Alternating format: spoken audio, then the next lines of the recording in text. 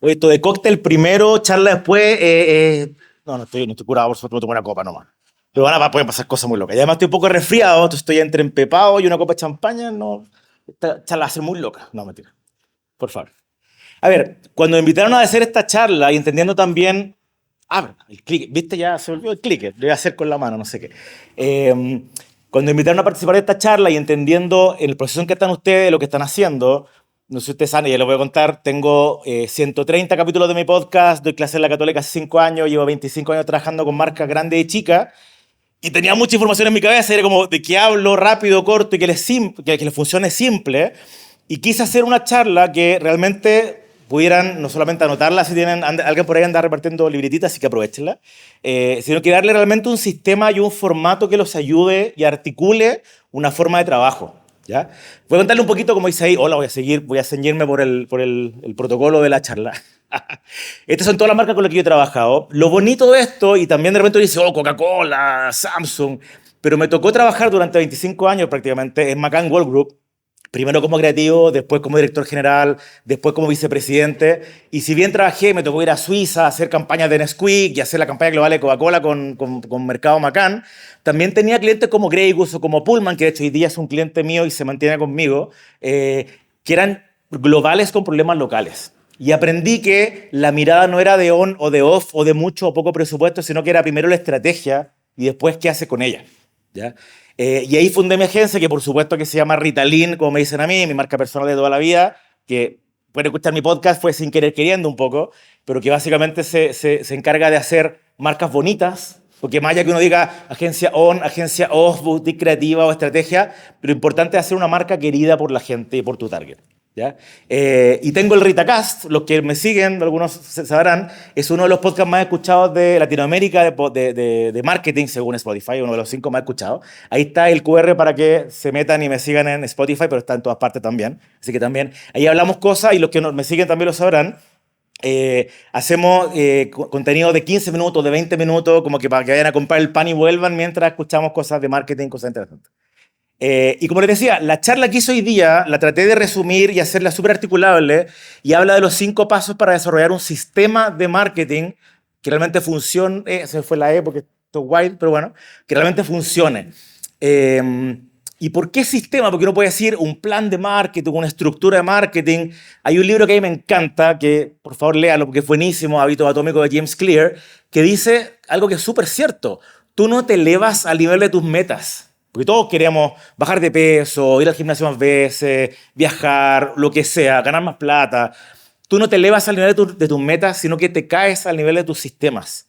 Y en el 99,9% los problemas de marketing, que es lo que a mí me compete, tienen que ver sobre todo con sistemas, con ser capaces de entender y protocolizar una forma de trabajo. Tengas una agencia buena o mala, tengas un gerente de marketing bueno o malo, tengas una estructura grande o no, tengas presupuesto o no. Depende del sistema. Y eso es lo que les quiero contar hoy día. Estos son los 5 pasos para diseñar tu ecosistema de marketing. Y eso. Muchas gracias. No, mentira. No. Por favor, un aplauso. Bueno, estos son los 5 pasos, efectivamente. Era un chistecito, pero ahora que tomé una copa de champaña no es tan divertido. Vamos a contar cada uno de ellos. No voy a hacer spoiler porque si los voy contando voy a spoilear. Pero que básicamente tiene que ver con primero y fundamentalmente lo primero que tienes que hacer, que es como, bueno, después lo voy a contar un poco más. Un protocolo que yo uso mucho, que lo usé, insisto, desde Coca-Cola y Nestlé y L'Oreal hasta una pyme, que son las 5 C, las 5 dimensiones de tu marca. Y hay una cosa que a mí me gusta mucho y se ha convertido en el eslogan de mi agencia, que es de Uri Levine, porque si alguno lo googlea, de hecho hay un libro de Uri Levine. Uri Levine es el fundador de Waze, y es un quote que él dijo una vez en un Intel Summit, que me dejó, de hecho lo convertí en el eslogan de mi agencia, que es enamorarse del problema y no de la solución. Porque de nuevo, esto no tiene que ver con on ni con off, no tiene que ver con que tengas mucho presupuesto o poco presupuesto, no tiene que ver con que seas el primero o el último de la lista de competencia de tu categoría. Tiene que ver con entender primero el problema y después le pones en la carreta, o sea, la carreta atrás de los bueyes.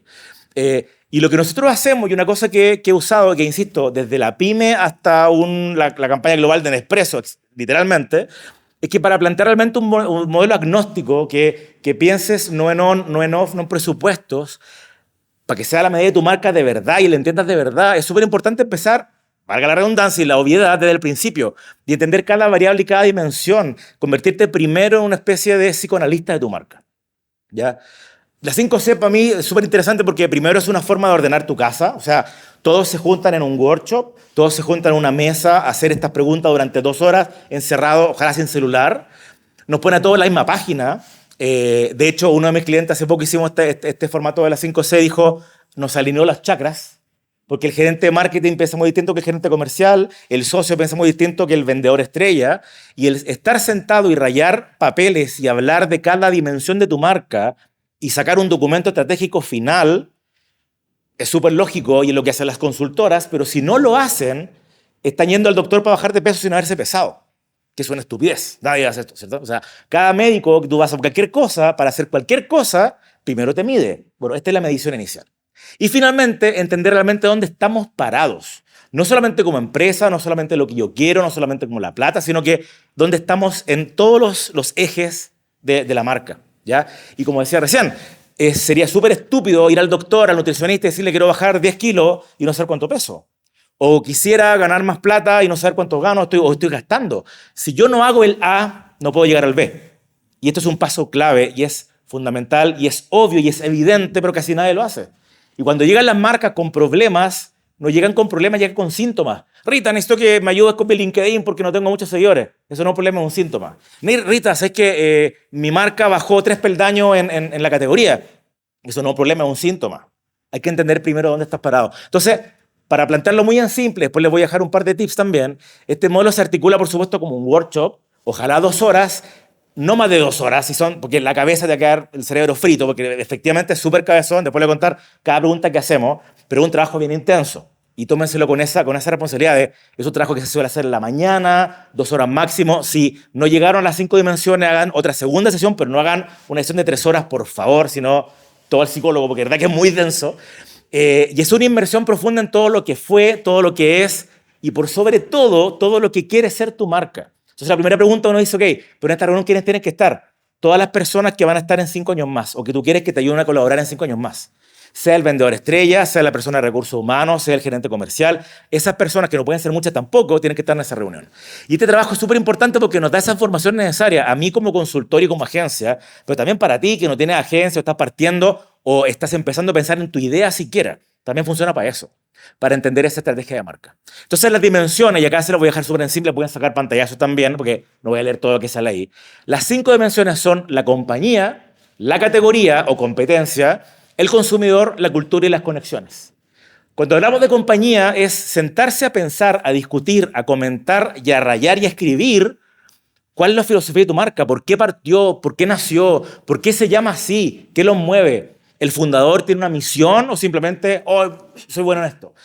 El negocio, ¿qué hacen? ¿Qué no hacen? ¿Cuál es su Pareto? ¿Qué dejaron de hacer? ¿Qué quieren potenciar? ¿Cuál es su plan a 5 años? ¿Qué innovación tienen? ¿Quiénes son sus clientes más fieles? En la comunicación, ¿qué hacen ustedes? ¿Qué ha servido? ¿Qué no? ¿Qué campañas? ¿Qué KPIs? O sea, toman la dimensión de compañía y destruyanla en preguntas y conversen entre todos, porque yo te aseguro que lo que piensa el gerente de marketing es diametralmente opuesto en muchas cosas a lo que piensa el gerente comercial, pero tienen que llegar a un consenso. Y muchas veces me ha pasado que estamos a la mitad de la reunión con mi cliente nuevo y me dicen, Rita, ¿sabes qué? Sorry, pero esto es una discusión estratégica profunda, pongámosle pausa a esta reunión, vamos a juntarnos en el comité interno del directorio y después volvemos. Porque efectivamente hay cosas que de repente uno dice, vamos para allá, y otro dice, no, vamos para allá. Es un problema, ¿ya?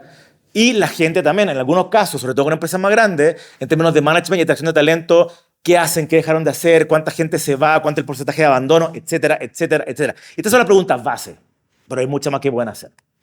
En el caso de la categoría, por supuesto que hablamos del mercado y la competencia. O sea, ¿cómo se ve el mercado? ¿Quiénes son los players principales? ¿Cómo están ustedes en ese ranking? ¿Solo de más arriba, solo de más abajo? ¿Están partiendo? ¿Cuál es su competencia principal y la competencia global? Tú puedes decir, yo compito con la número 4, pero la número 1 es esta. En términos de producto, ¿quién vende más su categoría y qué vende primero? En términos de ecosistema, ¿qué medios se usan en la categoría? ¿Cómo son los ciclos de compra, de adopción, de cambio? Hay summits, hay seminarios, hay una revista de nuestra industria que teníamos que ver y revisar, súper importante. Y finalmente, ¿cómo se mueven el mercado local y regional y dónde quieren estar ustedes? ¿Qué player realmente de la categoría los interesa revisar? ¿Quién está en el mundo entero que tú dijeras y sabes que estos gallos están a 5 años? Revisarlo también. En términos de consumidor, por supuesto, y lo vamos a hablar después de todos los puntos, crear el consumer portrait de los targets. Voy a hablar un poco más de ese punto porque es un punto importante, pero que tiene que ver básicamente con entender no al buyer persona solamente, sino que dar un paso más atrás y decir, no en términos de la persona que me compra, sino que esa persona que me compra, ¿cómo es? Suele tener hijos, suele ser grande, suele ser chica, está divorciado, está casado, está separado, tiene plata, no tiene plata, anda en auto, anda en Uber, lee el diario, no le gusta leer, etcétera. Habla 2 idiomas, 3 idiomas. ¿Qué variables considera relevantes para elegir nuestro servicio y producto? ¿Y cómo está la marca respecto a esa búsqueda? ¿Ya? Después la cultura son todos los temas inherentes a tu categoría. O sea, si es una categoría de ciclos largos, de ciclos cortos, si es una categoría que tiene do's and don'ts, por ejemplo, la categoría de consultores. Una vez estuve ayudando a la gente de Accenture, no se me ocurriría decir a la gente de Accenture llegar con zapatilla, es un tema cultural, y el consultor Accenture anda vestido de traje con camisa blanca abierta, cultural de la industria, etc. Y queremos ser eso, queremos ser contracultura, queremos ser los rebeldes o queremos seguir el patrón. Y en general datos sociológicos respecto a los clientes y el mercado en general. ¿Ya? Y finalmente, obviamente, la conexión o las comunicaciones que tienen que ver con qué cosas han hecho, buenas o malas, qué la rompen la categoría, qué cosas hacen bien, qué cosas hacen mal. Y en definitiva, en términos comunicacionales, qué hace la competencia, qué hacen ustedes, qué ha funcionado y qué no. Cuando tienen estas 5 dimensiones, y lo que yo suelo hacer en mi equipo es una vez que tenemos toda esta información, que es mucha información, la filtramos, la revisamos y la convertimos en una verdad de cada una de ellas junto a una gran verdad. O sea, cuando tú analizas la categoría, el consumidor, la cultura, etcétera, va a terminar, ojalá, con una frase. Somos una marca que era acá, pero taca, taca, taca. Somos una marca que partió hace 5 años, pero que no sé qué. Esa frase es importantísima. ¿Por qué? Porque el siguiente paso es hacer un cool hunting de categoría. Y vaya que es necesario y casi nadie lo hace. A mí me tocaba en Macán, cuando trabajaba en región, me llamaban de otros países para hacerlo. A mí me encanta hacerlo. Yo como casi lo decía el fin de semana, lo que me encanta, que es entender realmente la categoría en términos de cuáles son las tendencias comunicacionales. ¿A qué me refiero con eso?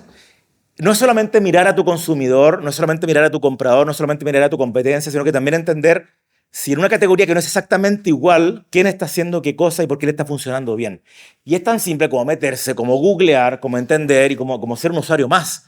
Con preguntas tipo, ¿quiénes son tus competidores directos? ¿Quiénes son los líderes de tu categoría? Que no es lo mismo, tú no siempre eres el líder. ¿Quiénes la rompen en el mundo entero? Y que incluso, ¿qué marcas de otras industrias dignas de revisar podríamos hacer? Por ejemplo, un cliente que a lo mejor habla de tecnología, le puede interesar mucho lo que hace Pharma. O un cliente de Pharma le puede interesar mucho lo que hace en términos de branding o de marca o de imagen de marca una empresa de tecnología o viceversa. Y tratar de analizarlo sin prejuicio. Por eso también es muy bueno cuando yo trabajo en el modelo consultativo de la agencia. Cuando yo me junto con clientes, y hay un par aquí con los que me he juntado, yo siempre digo, mira, yo no he visto tu sitio, no he visto tu SEO, no he visto nada todavía porque quiero que primero tú me cuentes lo que tú opinas, lo que a ti te pasa. Y después de eso voy a hacer este trabajo con mi equipo de realmente meterme como un usuario común y corriente, en un celular a lo mejor más penca o en un computador que tenga problema de cookies, para entender realmente cómo la gente te ve normalmente. Cuando te googleo, si tu palabra la escribo bien o mal, cuando me meto a tu sitio, si funciona bien o no, etc. ¿Ya?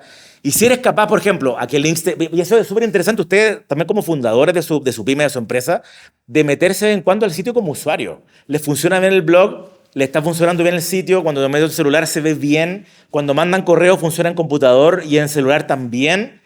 Es impresionante cómo, incluso ahora trabajando, que no voy a contar las marcas, con marcas regionales, de repente le digo, oye, caché que tu mail es mobile only. O sea, se ve de este porte en mi computador. Esto está pésimo, por ejemplo.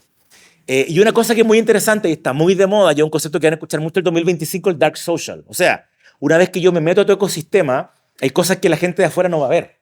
Por ejemplo, si yo me meto a tu ecosistema y empiezo a seguirte en tu newsletter, o en Discord, o en tu grupo de WhatsApp, o en tus charlas, o en tu remarketing. Cuando el Pixel reconoció que yo me metí 1, 2, 3 o 4 veces en tu sitio, eso ya pasa a ser parte del dark social. No lo voy a ver yo como un usuario común y corriente. Trata de meterte ahí, trata de investigarlo, trata de ser el mejor comprador de tu competencia para entenderlo completamente. Y más allá de entender dónde estás parado, el cool hunting de tu categoría hace algo que es súper importante, que es entender las mejores prácticas. ¿Quién está rompiendo haciendo qué? Y como siempre digo en el podcast y en las clases en todas partes, que es como cuando tú estás en Chile mirando hacia Europa, Estados Unidos, estás mirando en el futuro a 5 años nuestra industria. Entonces está buenísimo ver en tu categoría quién rompe hoy día en Japón, en Suecia, en Estados Unidos, en Dinamarca o en Francia. Eso funciona muy bien y es súper simple de hacer, es tener un computador con internet. Y finalmente, y digo finalmente, no al principio, en esta etapa, una vez que ya viste los logos de la compañía, de la competencia, una vez que ya viste el ecosistema de la competencia, una vez que te diste cuenta cuánto gastan en hacer videos en TikTok, cómo son sus fotos de los sitios, ahí te mira el ombligo. Porque cuando un cliente me dice, pero ¿cuánto sale este proyecto cuando le ponemos play? No tengo idea, puede ser muy barato, puede ser muy caro, pero en realidad también depende de tu categoría. Si tú estás metido en la categoría lujo en general, sorry, pero tenéis que meterte con fotos ricas, con modelos, con TikTok, con fotógrafos profesionales. Si estás en la categoría de restaurantes, tenéis que hacer fotos ricas que son más caras que hacer una foto de stock, etcétera. O sea, entender si apareces, pero, o sea, y primero, perdón, el ecosistema también. Si apareces en Google cuando te nombro, si está bueno tu sitio, si sigues las buenas prácticas, si estás en promedio de likes de tus redes sociales, o qué pasa con tus redes sociales versus la competencia que analizaste. Y ahí rápidamente te das cuenta de que estos síntomas, perdón, estos problemas eran síntomas de algo. Y empieza a quedarte cada vez más claro. Entonces, primero hicieron una reunión todos los que conocen la compañía y saben dónde van, la 5C. Después hicimos, ¿está todo hasta ahora claro? ¿Estoy bien? Está muy silencioso esto. Será la champaña, no sé. Primero hace la reunión de la 5C interna.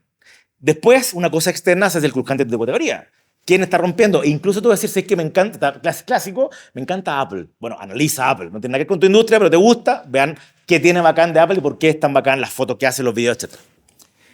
Y siguiendo, hay que hacer el Consumer Portrait, que igual lo hablamos algo en la 5C. Seguramente la de la 5C va a ser más buyer persona, más técnico, más el comprador que tengo. Pero ahora sí le hincamos los dientes al concepto del Consumer Portrait.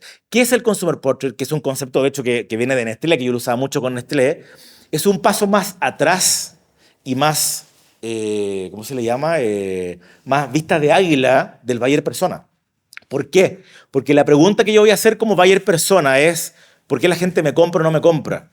La pregunta que yo voy a hacer como comunicador integrado y como analista de tu marca es ¿quién te sigue o no te sigue?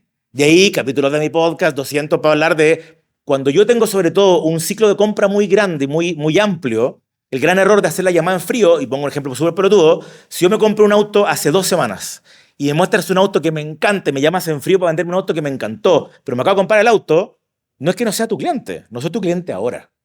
Si tú me sigues insistiendo con venta, te voy a bloquear. Si tú empiezas a dar contenido increíble sobre lo que a mí me gusta, sobre el mundo tuerca, sobre la tecnología, lo que sea, te voy a empezar a seguir. Y cuando yo tenga la necesidad de cambiar, te voy a llamar. Que es muy distinto. Es el pull contra el push. Porque, claro, constantemente, y lo hemos conversado con muchos que están aquí sentados, el gran problema es yo quiero vender ahora. De acuerdo, pero también el vender ahora también puede ser un síntoma de un problema. Si tú quieres vender ahora algo que es muy grande, que tiene mucho ciclo de compra, muy rápido, o sea, muy largo, o es un producto muy caro, vender al tiro no es tan fácil. Porque está la confianza, está el líder de pensamiento, está la industria. Y de nuevo, hicimos las 5C y lo analizamos, vimos cómo funciona.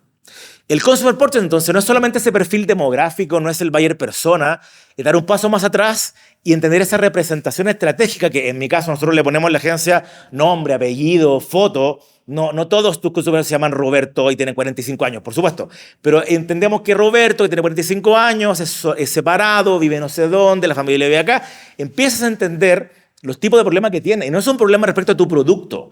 Es el tipo que se separó pero vive en Santiago y la familia vive fuera. Es la mujer que está empezando a trabajar recién y tiene problemas para entender cómo hacer, no sé.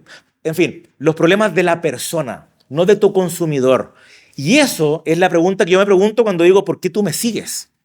De hecho, siempre lo cuento, hay un ejercicio que suelo hacer en la Católica cuando estamos creando los personajes literarios y los protocolos de trabajo estratégico de redes sociales, que es, ¿por qué cada uno de ustedes con la marca que le asigné ¿por qué yo los voy a seguir a ustedes? Y todos siempre se equivocan y me dicen las razones del producto. Porque la amas blanco, porque no, mal, uno. Es porque me vas a seguir, no porque te voy a comprar. A mí me encanta, no sé, me encanta la marca, qué sé yo, Samsung. Pero yo no sé si sigo a Samsung en redes sociales. Creo que no. No es lo mismo. Pero si tú tienes una marca increíble, por ejemplo, si tú vendes zapatos, y no te digo que voy a comprar zapatos todos los meses, pero si tú vendes zapatos y yo como marca soy capaz de sublimar ese contenido, digo, voy a hacer una marca que la razón para seguirme, no para vender, es que te voy a enseñar a vestirte mejor, yo ahí te sigo para siempre. Pero si tú te vas a vender zapatos, te voy a bloquear y te voy a dejar de ver para siempre también, porque ya te compré los zapatos, chao, no me molestes más. ¿Ven? Entonces, perdón, acá lo importante es entender esas tensiones, necesidades, aspiraciones y lo que realmente los motiva no solamente a elegirnos, sino que también a seguirnos, que no es lo mismo. Y aquí les dejo, para que lo bajen también, un set de preguntas clave que yo suelo hacer con el equipo cuando queremos entender ese Consumer Portrait. Nosotros siempre tratamos de hacer una entrevista en profundidad al cliente, al no cliente y al jamás cliente. Cuando tu problema es que vendes poco y quieres escalar, el jamás cliente no es tu problema hoy día, tu problema es que tienes que escalar. Pero al revés, cuando estás vendiendo mucho y dejaste de vender, tu jamás cliente es clave porque te va a decir cuál es tu problema hoy día, qué está pasando hoy día, por qué dejaste de comprarme hoy día. ¿Ya? Es súper estratégico obviamente, pero también es súper simple. Y esas preguntas base pasan desde, y lo van a ver, desde dónde estudiaste, qué colegio, qué sé yo, casado, soltero, cuántos hijos tienes, hasta preguntas más tácticas como, ¿estás suscrito a algún diario? ¿Escuchas podcast? ¿Eres tecnológico o no? ¿Usas Waze? ¿Usas Uber? No es que es quali, no es quanti. O sea, no todos serán más Roberto de 43 años. Pero vas a entender esas tensiones que están latentes en tu consumidor. Y siguiente, el personaje literario, que también tengo un capítulo hace 2 semanas en el podcast, hablamos de eso, acá voy a hacer un resumen, que tiene que ver con entender el prisma. Tiene que ver no solamente con cómo separo yo mi producto de tu producto, que convengamos que en redes sociales es mi personaje de tu personaje, y después voy a hacer un auto-spoiler. Hoy día nuestra competencia no es la otra marca, nuestra competencia es MrBeast. Nuestra competencia son los creadores increíbles cuyo único aliciente para hacer buen contenido es que ganan plata por hacer buen contenido. Nosotros tenemos una especie de caballo de Troya y tenemos que hacerlo así y pensarlo así.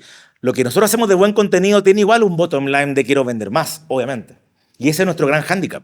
Entonces, primero tenemos que entender, y no lo puse acá, pero siempre suelo ponerlo en todas mis charlas, que es el Grumpy Cat, ese gatito con cara de triste que dice, ¿y a mí qué? Tienes que filtrar el ¿y a mí qué? ¿Por qué te voy a seguir? ¿Por qué voy a dejar que me lleguen tus newsletters? ¿Por qué voy a poner mi mail para que toda la semana me escribas cosas? Y eso pasa primero por entender cuál es la persona que está detrás de la marca. Porque además ese documento estratégico, que es clave, te permite que tú te metas, se mete tu community manager, se mete tu periodista, o si tu community manager se cambia o se va, o tienes que hacerlo tú el trabajo, tienes un documento estratégico que te dice qué dice y qué no dice. Voy a poner un ejemplo súper pelotudo. Cuando trabajamos con Ideal, estaba la marca Ideal y estaba la marca Fuchs de la misma compañía. Y la separación que le hice al equipo para que entendiera la diferencia de personaje literario era que la Ideal es una mamá y Fuchs es su hermana chica. Ideal dice completo y Fuchs dice hot dog. Y cuando yo empiezo a decirles de manera sociológica, como de una persona, las diferencias de una con otra, tú empiezas a decir, ah, claro, po. Y conecta con el personaje literario. Y obviamente es un trabajo estoy contándole el trabajo para adelante, pero porque hicimos las 5C, porque hicimos el cursante de categoría, porque entendí el Consumer Portrait y entendí que el personaje literario tiene que ser el mejor amigo del Consumer Portrait. Obviamente, o sea, yo no voy a seguir a una persona que no me interesa. Lógicamente, esto está diseñado mucho como el Consumer Portrait. Entonces, la pregunta finalmente es, ¿cuál es el prisma con que las marcas ven las cosas? ¿Cuál es esa persona? Y después veremos en qué medios, por supuesto, pero cómo habla, cómo ve el mundo esa marca persona. ¿Ya? Porque acuérdense que las redes son la voz de la marca y hoy día más que nunca tenemos doble responsabilidad. Primero, con la marca que cuidamos y articulamos en las redes, pero por sobre todo con la gente que nos sigue. Ustedes saben que ya viene, y estamos con el cuento del lobo, pero viene la ley de datos. En Europa, si tú me hablas como marca y yo no te he hablado, es una multa brutal. En el futuro, cercano, si tú me dices algo que es spam, o me quieres vender algo cuando yo quería seguirte porque me gusta como me cuentas las historias y me río contigo, en un botón eres spam y no te veo más. Y no te veo más. Esto es brutal. Si no lo hacen bien, si no lo convertimos en algo que realmente funcione bien, es brutal.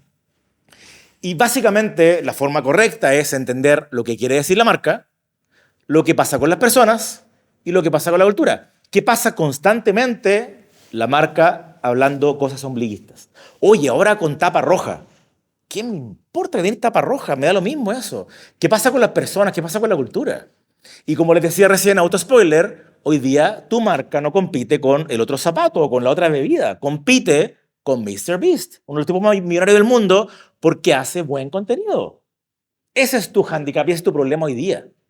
Y la mayoría se queda solamente en eslogan, en pauta, en tono. Oye, publiquemos el brochure que mandamos.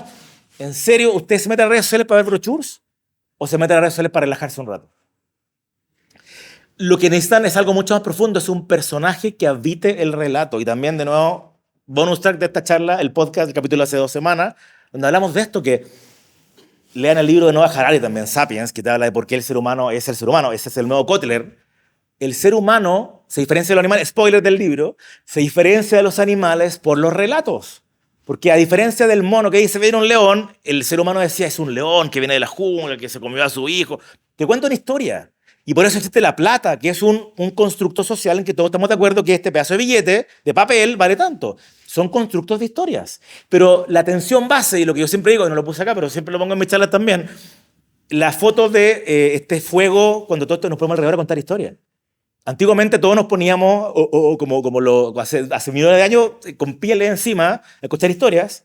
Hoy de esa historia, el reflejo que tú ves en tu pupila es de un celular, pero es lo mismo. Es contar historias. Un personaje no nace del PowerPoint, nace de una tensión real o del consumidor o de tu producto o de algo inherente parecido a ellos. Y una pregunta clave es, ¿a esta marca le duele algo? ¿A este consumidor le duele algo? Porque sin tensión no hay historia y sin historia no hay conexión. Y acá le pongo un ejemplo súper rápido que tampoco quiero estar 5 horas más hablando, pero es súper interesante. Con Nestlé, con Svelte hicimos algo que era súper radical en su momento, que es fácil de hacer, pero en realidad era bastante radical. Nestlé, en cada producto sacamos y trabajamos el Consumer Portrait, de cada producto. O sea, cada producto tiene una persona que tiene nombre, apellido y tensiones. Con Cookie, acá no voy a contar muchas cosas, por supuesto, pero Cookie, por ejemplo, es Max, que es un adolescente que está empezando primera universidad, que anda a pata, siempre tiene problemas de plata, bla. Con Svelte, el Consumer Portrait era Camila, de 32 años, separada con una hija chica. Ese es el Consumer Portrait. Una mujer que, por supuesto, que internamente era una mujer que le gusta verse bien, pero no va a transar, comer rico, una serie de cosas que, por supuesto, que no llenan al producto. Pero básicamente era una persona súper bien definida, con nombre y apellido, que tiene tal auto, que vive con los papás, bla. Lo que hicimos, que fue como, oh, qué radical, es dimos vuelta el Consumer Portrait y lo dimos vuelta dimos vuelta el Consumer Portrait y lo convertimos en el personaje literario. Y creamos una narrativa que no era el posteo de grillas fomes, era crear a una persona que por supuesto no existía. Y el primer posteo que hicimos en su momento era Camila entrando a trabajar como community manager de Nestlé, con fotos reales de la oficina de Nestlé y con cosas tan entretenidas que cuando teníamos, porque la típica de los community managers, obviamente, cuando teníamos premios para regalar, era Camila la que te lo iba a regalar y por supuesto nunca vimos su cara.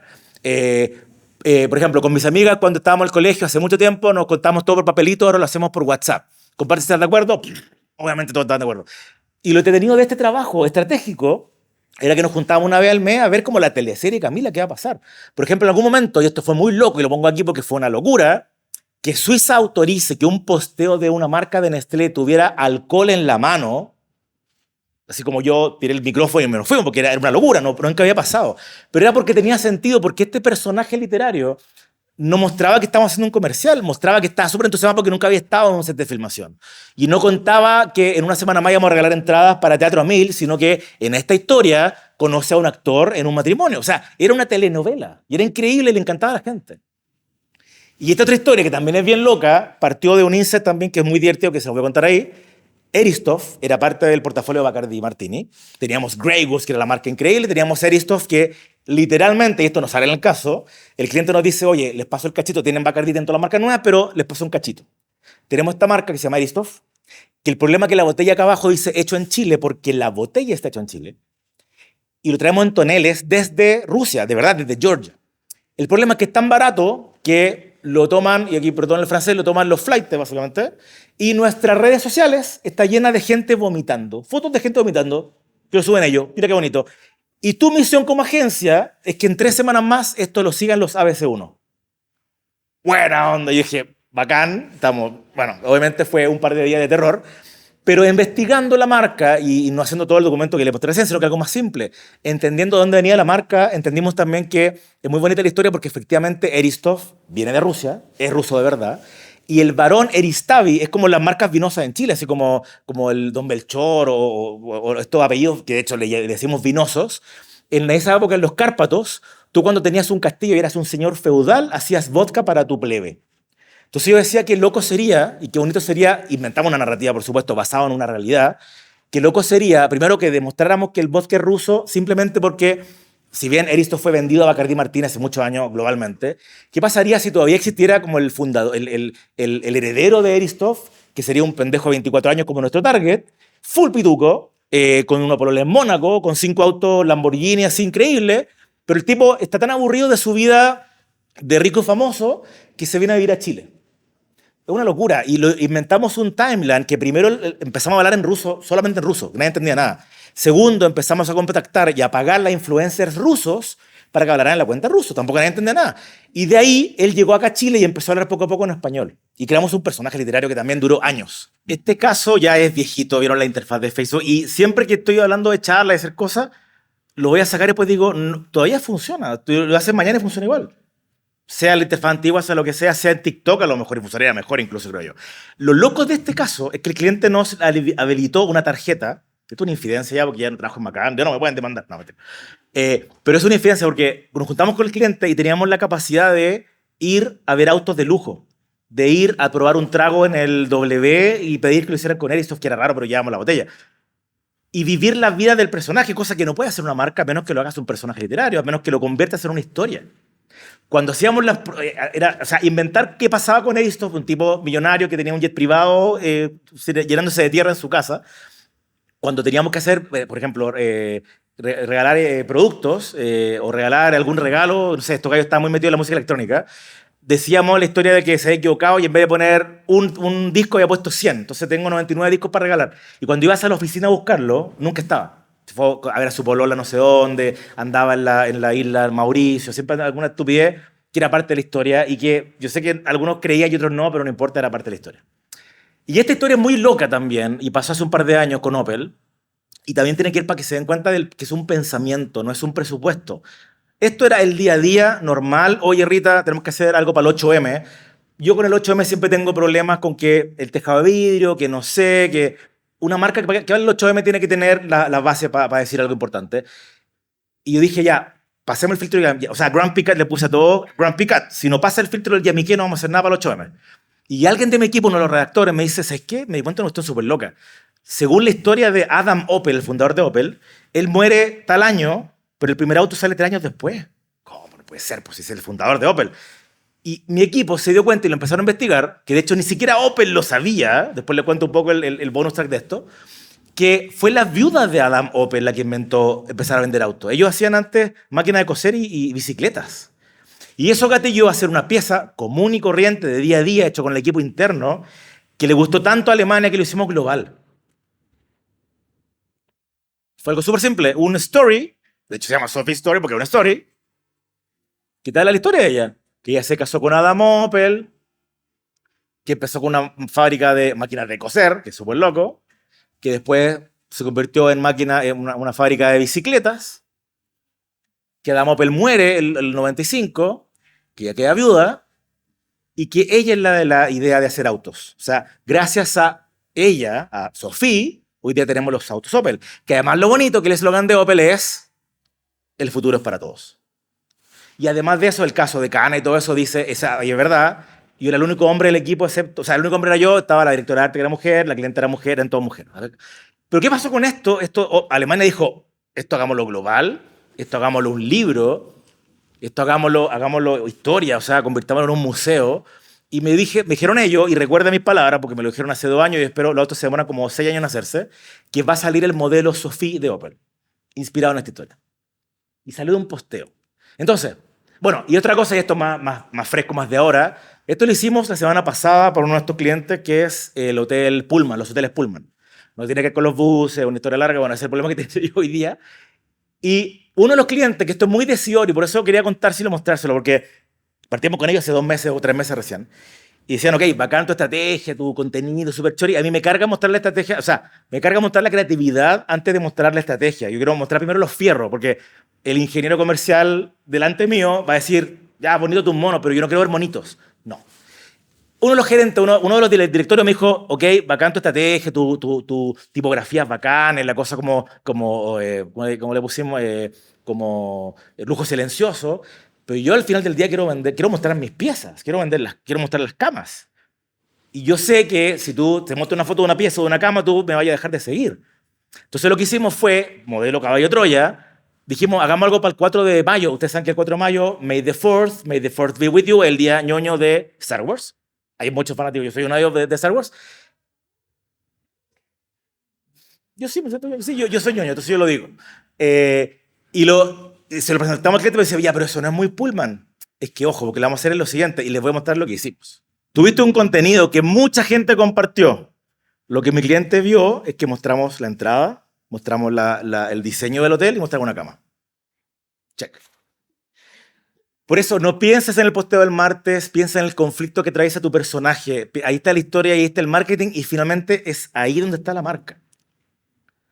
Y finalmente, cuando ya hablamos de las 5C, del conjunto de categoría, del consumer portrait, del personaje literario, que es el mejor amigo de esta otra persona, podemos realmente decir, ya, ok, entonces ahora, ¿dónde vamos a hacer todo esto? Por supuesto que hay componente presupuestario. ¿Queremos estar en televisión nacional en la... No, claramente no. Pero capaz que sí. Una vez que tú diseñas el personaje y la estructura, piensa en este triangulito que orgullosamente hasta el día de hoy se usa en McCann World Group y es parte de la estructura estratégica y solamente yo, que habla de, por un lado están los contenidos higiénicos, el antiguo buenos días, buenas tardes, pero que es tu higiénico, lo que tú vendes, lo que tú haces el día a día, el contenido que sacaste varias fotos para todo el año, etc. Está el Hub, que es el contenido un poquito más sofisticado, como el de Star Wars que les mostré, que para el día del Star Wars, el día del niño, con Cookie me acuerdo que una vez hicimos el día... ¿Ustedes saben que existe el día del calcetín guacho? Bueno, las marcas como Cookie, que era una marca como más surrealista, más para cabros chicos, más para estudiantes universitarios, encontramos que había el día del calcetín guacho e inventamos el calcetinder. Tú ponías una foto de un calcetín guacho, otra persona ponía una foto de calcetín guacho y el community manager hacía los match y le regalaba a los dos un año de Cookie. Y esto era Hub. Y el hero es ese momento del año fundamental para ti. Para lo leal es el Día de la Mujer. Para, no sé, hay algunos para el día, para Corona es el Día del Océano. O sea, ¿en qué momento tu marca es especialmente relevante? Y ahí le ponía el presupuesto, las ganas, todo. ¿Ya? Y una vez que haces eso, dices, ok, entonces, ¿a dónde voy a estar ahora? Por supuesto que tienes que partir de una base, y esto yo lo hago en este formato, que si quieren copio, lo que a mí me gusta mucho hacerlo así, porque es súper sinóptico y te habla qué es lo más importante y lo menos importante. Primero va a ser tu sitio seguramente, segundo va a ser tu red más importante, que seguramente va a ser Instagram o TikTok, depende de lo que tú haces. Si eres comunidad de Facebook, si eres profesional en LinkedIn, si eres comida o algo atractivo de ver es Instagram, etc. Tus marcas partner, tus eventos, tus clases, tus lives, tu email marketing, etc. Y de ahí entender que esto es lo que pasa en la cabeza de la gente realmente. O sea, yo me voy a topar con tu producto porque un amigo lo tiene en su casa. Cuando hicimos un estudio con Nespresso, nos dimos cuenta que el 50% de los compradores nuevos en Nespresso venían por otra persona que tenía en su casa Nespresso. Entonces sacamos, y yo soy el responsable de sacar a George Clooney de la región, o por lo menos de Latin Sur, y decir, no usemos a George Clooney, usemos los club members que tienen la venta más grande en Zona Oriente. Porque esos tipos están dando el 50% de la venta. Oh, súper estratégico. Estoy hablando como ingeniero comercial, ¿se dan cuenta? Eso es creativo. Porque tiene que ver con una estrategia lógica, es obvio. O sea, si tú haces un estudio que dice que el 50% de la gente que está comprando este producto es gente que viene de alguien que compró antes, enfócate en la gente que más compra. Y a esa persona le ponía en su cumpleaños un barista. Y eso te da mucho más que George Clooney hablando en inglés, obviamente. Y todo eso además te define dónde poner los acentos, a dónde estás. Y lamento decirte que si estás en una categoría donde están todos hablando en TikTok, tenés que estar en TikTok. ¿O no? Ahí le dejo la duda también. ¿Va a ser contracultura o va a ser parte de la cultura? Y no se asusten, este es un ejemplo tipo de cómo se vería un flujo, que también creo que es importante hacerlo, de cómo se comporta tu sistema. Por ejemplo, clásico, estoy en redes sociales, eso me lleva a mi sitio, donde tengo un blog, donde tengo un e-commerce, que hago conversiones, que tengo un email marketing relevante, por favor, no spam, con newsletter, con oferta, con contenido. Eso me gatilla la compra por un lado, pero también me gatilla hacer una base de datos que puedo filtrar con los píxeles. Por ejemplo, yo ya reconozco que te metiste la primera vez a un sitio, entonces no te voy a mostrar la pieza 1, te voy a mostrar la pieza 2, 3, 4. Eso puede ser un remarketing. Y a la vez me puede generar, que hoy día lo hace automático en la red social, pero por lo pronto o antiguamente un lookalike. O sea, esta persona que se metió acá, quiero que me des esa misma persona aquí y te pongo tanta plata. Ese es un sistema de marketing como debería funcionar. Y cómo se ve realmente la estructura interna, primero entendiendo que ya no somos un departamento de marketing, no somos una agencia, somos todos el equipo, la agencia y el cliente, una revista que pensamos qué cosas decir relevantes para la gente. ¿Será una publicación? ¿Será un contenido? ¿Será que nos inviten a un podcast? ¿Será hacer una pieza gráfica? ¿Será estar en el Mercurio? ¿Será promotoras entregando cosas? No tengo idea. Y eso es lo bonito y eso es lo agnóstico. Entender con todo lo que les di que la información ya la tienen. Y finalmente, ¿cómo se vería? O como lo hago yo al menos, así. Primero tenemos un orejas paradas, un mapeo de interlocutores por industria. Por ejemplo, estamos hablando de un B2B. Un mapeo de interlocutores por industria. ¿De qué podríamos hablar? ¿Con quiénes podríamos hablar? ¿Podríamos hacer una entrevista a alguien? Etcétera. Un mapeo de temas clave por industria. Y acá, ojo, porque si tú quieres entrar a los medios gratis, que cada vez es más difícil, tienes que hablar con los directores de la revista y decir, ok, ¿qué querías hacer los próximos 5 meses? Y esa información la pasa por tu filtro, que es alineamiento por objetivo de la marca. O sea, si el diario financiero quiere hablar de zapatos y yo vendo manzanas, claramente no tengo mucho que decir. Pero ahí está tu red de contacto, está tu base de datos, la gente que ha generado, no compren base de datos, por favor, háganlo ustedes, juntarse con academia, con partners, etc. Y esto está definido por los pilares comerciales, por supuesto.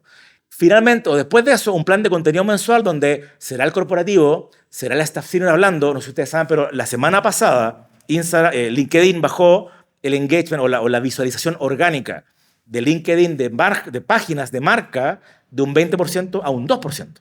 ¿Qué quiere decir hoy día? Que desde la semana pasada, que tú hables en tu marca corporativa no sirve mucho, mejor que lo hagan tu staff y tus líderes de marca. O eventualmente endomarketing, con mapeo de oportunidad, con planificación de agencia, con un comité editorial, que se convierte en lo que tenga que convertirse. Será una infografía, será un documento, será un WhatsApp, será un video increíble, lo que sea. Entonces, en resumen, primero, un diagnóstico estratégico para entender tu marca, tu cultura, tu consumo y tu contexto. Segundo, qué está pasando afuera, quién la rompe y por qué la está rompiendo.